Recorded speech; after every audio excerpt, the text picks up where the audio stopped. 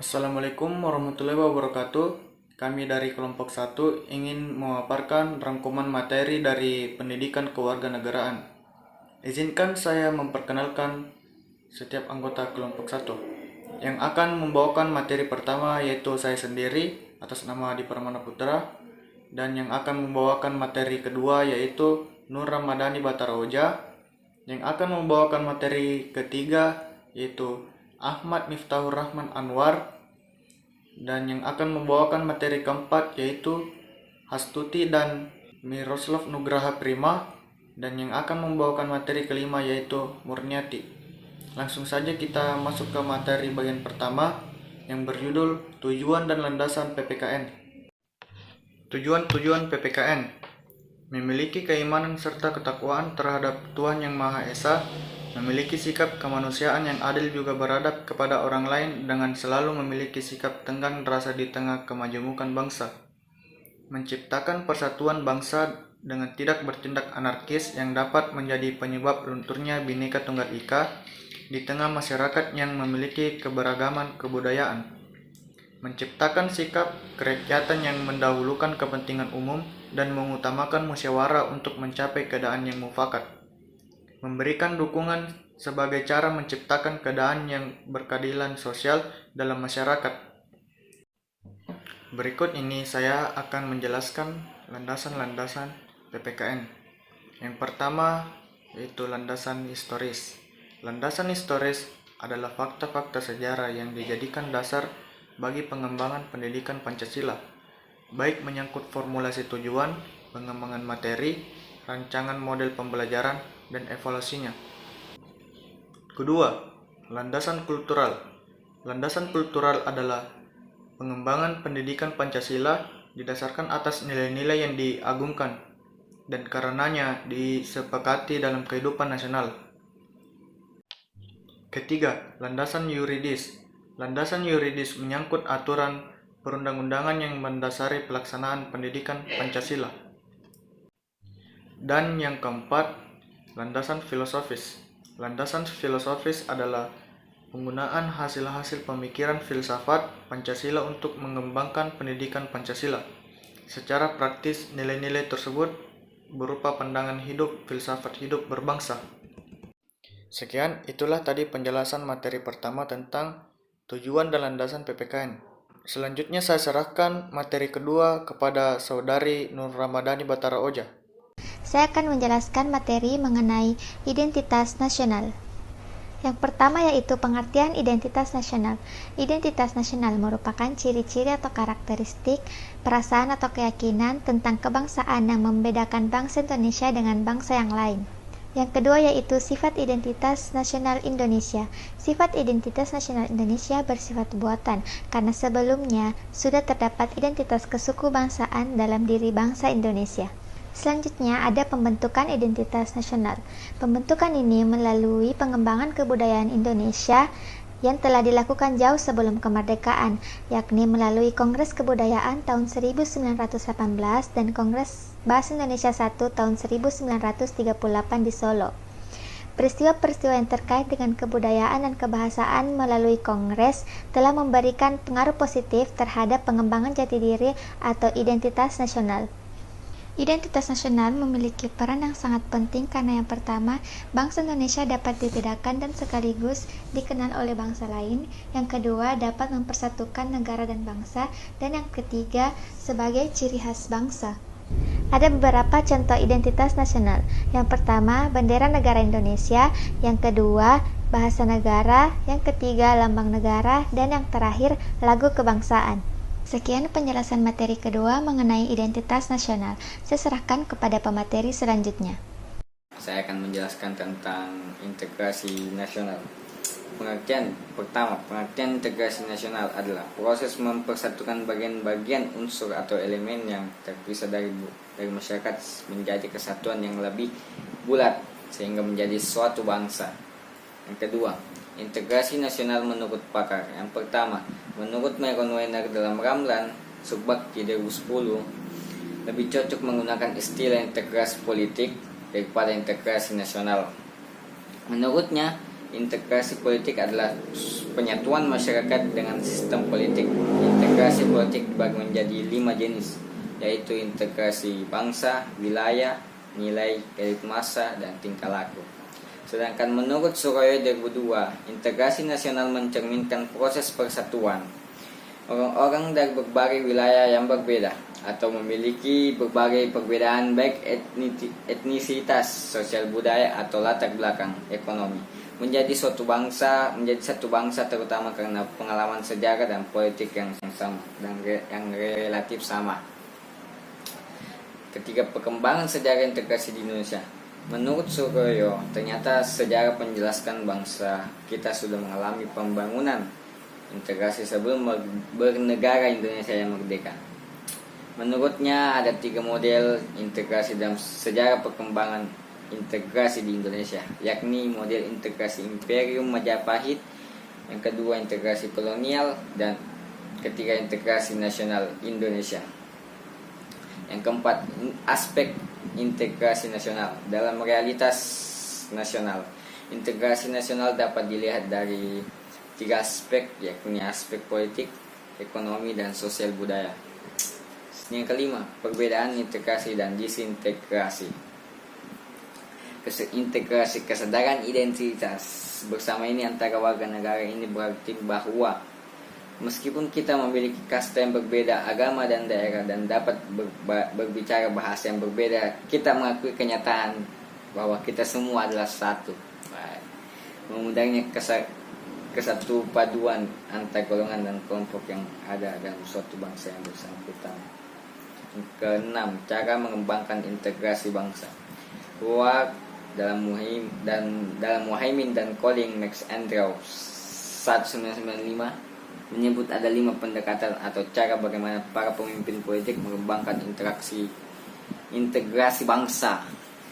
Yang pertama, adanya ancaman dari luar, gaya politik, kepemimpinan, kekuatan lembaga-lembaga politik, ideologi nasional, dan kesempatan pembangunan ekonomi. Sekian penjelasan materi ketiga, saya serahkan kepada pemateri selanjutnya. Hukum dan Konstitusi 1 dan 2. Dalam arti sempit, konstitusi merupakan suatu dokumen atau seperangkat dokumen yang berisi aturan-aturan dasar untuk menyelenggarakan negara, sedangkan dalam arti luas, konstitusi merupakan peraturan baik tertulis maupun tidak tertulis yang menentukan bagaimana lembaga negara dibentuk dan dijalankan. Konstitusi diperlukan untuk 1. Membatasi kekuasaan pemerintah atau penguasa negara. 2. Membagi kekuasaan negara. 3. Memberi jaminan HAM bagi para warga negara. Konstitusi mempunyai muatan materi tentang organisasi negara, HAM, prosedur mengubah undang-undang dasar, kadang-kadang berisi larangan mengubah sifat tertentu dari undang-undang dasar, cita-cita rakyat, dan asas-asas ideologi negara. Pada awal era reformasi, adanya tuntutan perubahan Undang-Undang Dasar Negara Republik Indonesia 1945 didasarkan pada pandangan bahwa Undang-Undang Dasar Negara Republik Indonesia 1945 belum cukup memuat landasan bagi kehidupan yang demokratis, pemberdayaan rakyat, dan penghormatan terhadap hak asasi manusia. Di samping itu, di dalam tubuh Undang-Undang Negara Republik Indonesia 1945 terdapat pasal-pasal yang menimbulkan penafsiran beragam atau multitafsir dan membuka peluang bagi penyelenggaraan negara yang otoriter, sentralistik, tertutup, dan praktik KKN. Baik, saya serahkan kembali ke pemateri selanjutnya. Baiklah, saya akan melanjutkan pemaparan materi dari Saudari Astuti. Dalam perkembangannya, tuntutan perubahan Undang-Undang Dasar NRI 1945 menjadi kebutuhan bersama bangsa Indonesia. Oleh karena itu, MPR melakukan perubahan secara bertahap dan sistematis dalam 4 kali perubahan. Keempat kali perubahan tersebut harus dipahami sebagai satu rangkaian dan satu kesatuan. Dasar pemikiran perubahan Undang-Undang NRI tahun 1945 adalah kekuasaan tertinggi di tangan MPR. Kekuasaan yang sangat besar pada presiden, pasal-pasal yang terlalu luas sehingga dapat menimbulkan multitafsir, kewenangan pada presiden untuk mengatur hal-hal penting dengan undang-undang dan rumusan Undang-Undang Dasar NRI tahun 1945 tentang semangat penyelenggara negara belum cukup didukung ketentuan konstitusi yang sesuai dengan tuntutan formal. Awal proses perubahan Undang-Undang Dasar NRI 1945. Yang pertama ialah pencabutan ketetapan MPR nomor 4 MPR 1983 tentang referendum. Yang kedua ialah pembatasan masa jabatan presiden dan wakil presiden. Yang ketiga ialah ketetapan MPR mengenai hak asasi manusia mengawali perubahan Undang-Undang NRI 1945. Dari proses perubahan Undang-Undang NRI 1945 dapat diketahui bahwa perubahan Undang-Undang NRI 1945 dilakukan oleh MPR dalam suatu kesatuan perubahan yang dilaksanakan dalam 4 tahapan, yakni pada sidang umum MPR 1999, sidang tahun MPR 2000, 2001, dan 2002. Hal itu terjadi karena materi perubahan Undang-Undang Dasar NRI 1945 yang telah disusun secara sistematis dan lengkap pada sidang MPR pada tahun 1999 sampai tahun 2000. Tidak seluruhnya dapat dibahas dan diambil keputusan. Hal itu berarti bahwa perubahan Undang-Undang Dasar 1945 dilaksanakan secara sistematis berkelanjutan karena senantiasa mengacu pada pedoman pada materi rancangan yang telah disiapkan sebelumnya. Nah, Undang-Undang NRI 1945 menempati urutan tertinggi dalam jenjang norma hukum di Indonesia. Berdasarkan ketentuan ini, normatif undang-undang isinya tidak boleh bertentangan dengan undang-undang. Jika suatu undang-undang isinya dianggap bertentangan dengan undang-undang, maka dapat melahirkan masalah konstitusionalitas undang-undang tersebut. Warga negara dapat mengajukan pengujian konstitusionalitas suatu undang-undang kepada Mahkamah Konstitusi. Sekian dari materi keempat, saya serahkan ke materi selanjutnya. Baik, saya akan menjelaskan mengenai bagaimana harmoni kewajiban dan hak negara dan warga negara dalam demokrasi yang bersumber pada kedaulatan rakyat dan musyawarah untuk mufakat. Yang pertama, pengertian hak dan kewajiban. Wujud dari hubungan warga negara dengan negara. Hak dan kewajiban bersifat timbal balik, bahwa warga negara memiliki hak dan kewajiban terhadap negara. Sebaliknya pula, negara memiliki hak dan kewajiban terhadap warga negara. Alasan diperlukan harmoni kewajiban dan hak negara Indonesia. Hak dan kewajiban di Indonesia ini tidak akan pernah seimbang apabila masyarakat tidak bergerak untuk merubahnya. Oleh karena itu, diperlukan harmoni kewajiban dan hak negara dan warga negara agar terciptanya kehidupan bernegara yang harmonis dan berkesinambungan antara kepentingan rakyat dalam pemenuhan hak dan kewajibannya oleh negara. Berikutnya yaitu sumber harmoni kewajiban dan hak negara dan warga negara Indonesia. Ada 3 yaitu sumber historis, sumber sosiologis, dan sumber politik. Berikutnya yaitu membangun argumen tentang dinamika dan tentang tantangan harmoni kewajiban negara dan warga negara. Ada 4 argumen tentang dinamika dan tentang tantangan harmoni kewajiban negara dan warga negara, yaitu yang pertama, aturan dasar ihwal pendidikan dan kebudayaan serta ilmu pengetahuan dan teknologi. Kedua, aturan dasar ihwal perekonomian nasional dan kesejahteraan sosial.